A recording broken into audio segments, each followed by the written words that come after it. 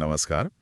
आज हम उत्तर भारत में जो ये मानसून की भारी बारिश से कह सकते हैं एक तरह का हाहाकार मचा है, उस पे थोड़ी गहराई से बात करेंगे। पंजाब है, हिमाचल, उत्तराखंड, हरियाणा, इन सभी जगहों से जो रिपोर्ट्स आ रही हैं वो काफ़ी चिंताजनक हैं। मतलब दिखाती हैं कि स्थिति कितनी गंभीर है असल में।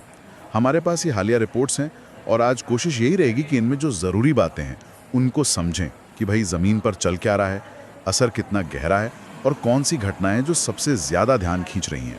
अब सोचिए, एक तरफ पंजाब के 9 ज़िले हैं जो पानी में डूबे हैं और दूसरी तरफ साइबर सिटी गुरुग्राम, वहाँ लोग 8-8 घंटे ट्रैफिक जाम में फंसे रहे। तो ये तस्वीरें बताती हैं कि मामला सिर्फ भारी बारिश का नहीं है, शायद उससे कहीं ज़्यादा पेचीदा है। ठीक है, तो चलिए परत दर परत देखते हैं इसको। सबसे पहले बात करते हैं पंजाब की। यहाँ मतलब हालात वाकई बहुत नाजुक बताए जा रहे हैं। रिपोर्ट्स के हिसाब से राज्य के 9 जिले बाढ़ की सीधी चपेट में हैं।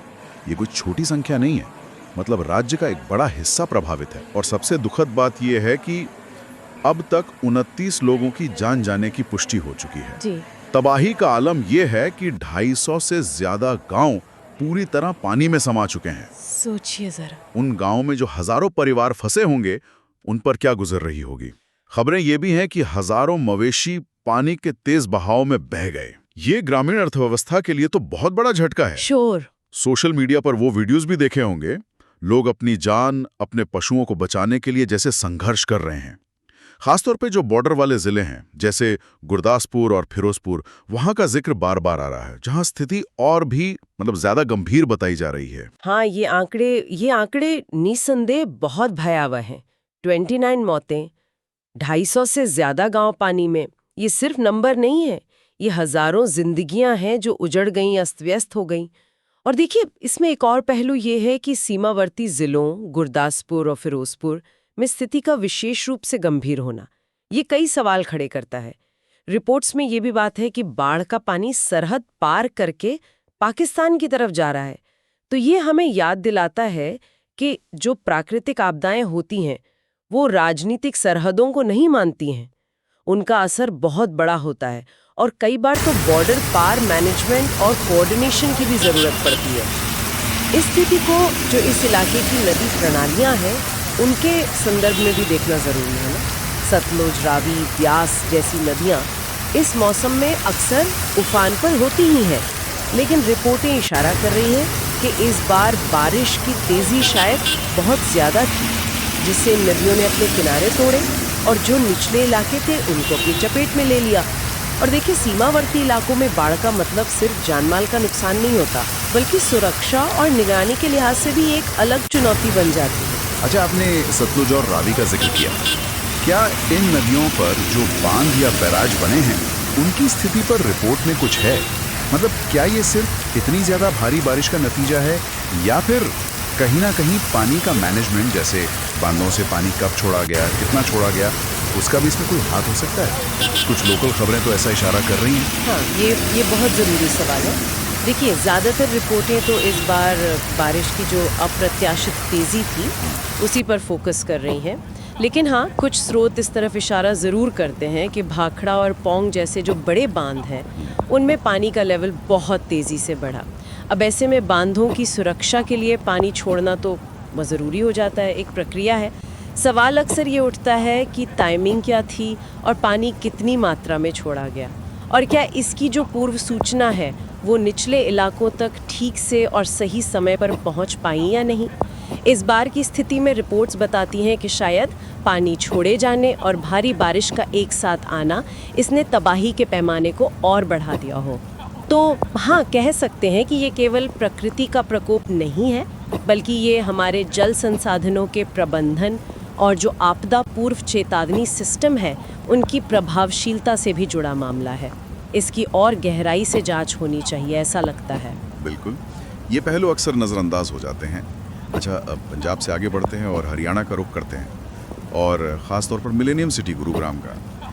देश का इतना बड़ा आर्थिक और IT हब माना जाता है ये शहर, और वहाँ भी बारिश ने कहर भरपाया है। सबसे ज़्यादा चौंकाने वाली और परेशान करने वाली खबर तो कल रात की है। 8 घंटे लंबा traffic jam Delhi Jaipur highway पर, मतलब गाड़ियों की मीलों लंबी कतारें। हजारों लोग रात भर अपनी गाड़ियों में फंसे रहे और शहर के अंदर के जो हिस्से हैं पॉश इलाके, इंडस्ट्रियल एरिया, वहाँ की सड़कों पर घुटनों तक पानी। ये तस्वीरें तो आम हो गईं। ये स्थिति उस शहर के लिए एक बहुत बड़ा झटका है जो अपनी मॉडर्निटी और इंफ्रास्ट्रक्चर का इतना दावा करता है। हाँ, गुरुग्राम की ये तस्वीरें ये कई गंभीर सवाल खड़े करती हैं। बिल्कुल, एक शहर जिसे भारत की इकोनॉमिक प्रोग्रेस का सिंबल माना जाता है, वहां कुछ घंटों की बारिश से जिंदगी इस तरह रुक जाए, ये चिंता की बात है। इसका सीधा असर शहर की प्रोडक्टिविटी और इकोनॉमी पर पड़ता है। जिला प्रशासन को वर्क फ्रॉम होम का आदेश देना पड़ा। ये अपने आप में बताता है कि स्थिति कितनी गंभीर थी। लेकिन हमें ये भी सोचना होगा कि कितने लोग वर्क फ्रॉम होम कर सकते हैं, है ना? जो दिहाड़ी मजदूर हैं, छोटे दुकानदार हैं, डिलीवरी वाले लोग हैं, उनका क्या? इस तरह की घटनाएं वो शहरी व्यवस्था की पोल खोल देती हैं। यहाँ समस्या सिर्फ ड्रेनेज सिस्टम के फेल होने तक की सीमित नहीं है। इस संदर्भ में सोचने वाली बात यह है कि क्या शहर का जो अनकंट्रोल्ड फैलाव है, कंक्रीट के जंगल बढ़ते जा रहे हैं और पानी के जो नेचुरल रास्ते थे, तालाब, जोहड़, बरसाती नाले, उन पर जो कब्जा हुआ है, क्या ये सब मिलके इस समस्या को और बड़ा नहीं बना रहे? रिपोर्टें तो यही इशारा करती हैं कि कई मेन सड़कों और अंडरपास में पानी भरने की समस्या सालों से है, लेकिन कोई पक्का समाधान अब तक नहीं निकला। तो ये महज पानी की निकासी का संकट नहीं है, ये दूरदर्शी शहरी नियोजन की कमी का भी नतीजा लगता है। लेकिन ये ट्रैफिक जैम और पानी भरने की घटना तो गुड़गांव में मतलब लगभग हर साल मानसून की कड़वी सच्चाई बन गई है ना? रिपोर्ट्स क्या बताती हैं? क्या पिछले अनुभवों से कोई सबक नहीं सीखा गया?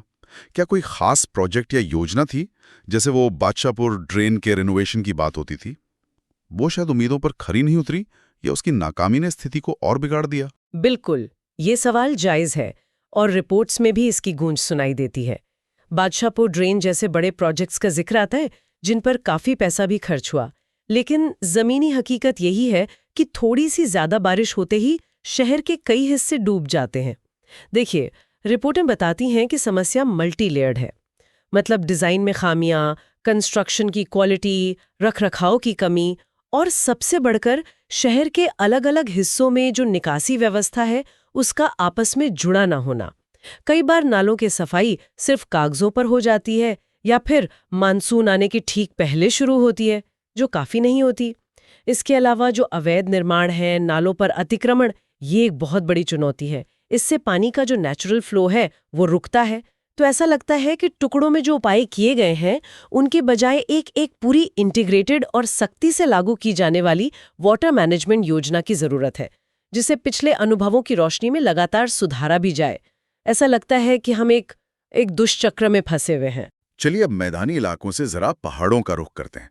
हिमाचल प्रदेश और उत्तराखंड, यहाँ मानसून का खतरा एक अलग और शायद ज्यादा विनाशकारी रूप ले लेता है।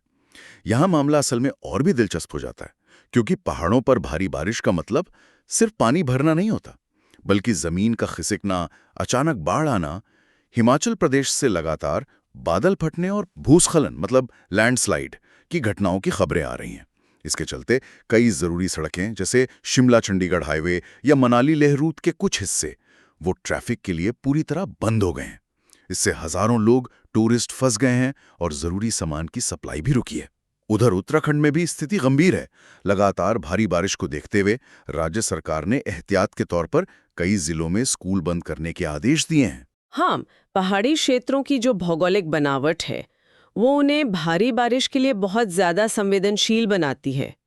यहाँ जो बात गौर करने लायक है वो ये है कि ढलान वाला इलाका, कमजोर चट्टानें और मिट्टी की पतली परत, ये सब मिलकर भूस्खलन के लिए एक तरह से आदर्श स्थिति बनाते हैं।